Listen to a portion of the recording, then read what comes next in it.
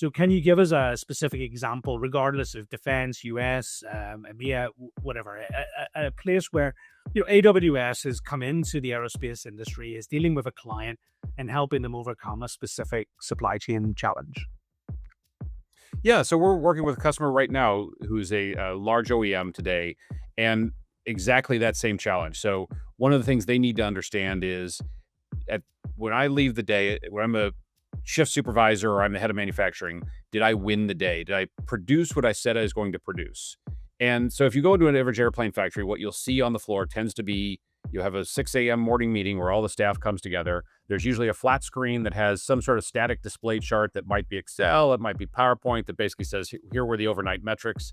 There's a bunch of manually printed sheets around that show things like state safety recordables, non-conformance issues, things like that, that the factory has typically brought together an army of industrial engineers to assemble and put those things together so that people can have a briefing for it.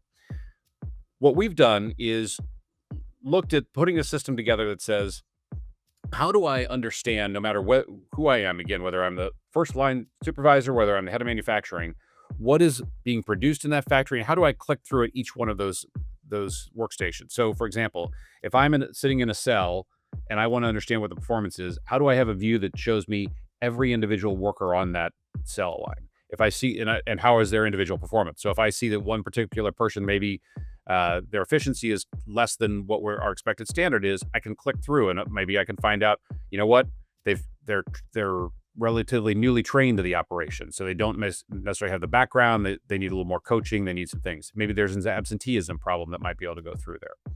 But it's not just around the visibility of that data.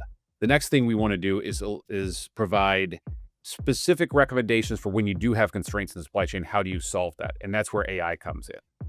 So we start to look at how do we take things like a part shortage and then provide a visibility platform right next to it that where the mechanic can ask an AI engine right on the floor that says, if this widget's missing, when is the expected delivery date? And then what types of things can I do in terms of a workaround? Maybe I can jiggle the order of operations or things like that to allow me to continue down my work path while the part is still being delivered.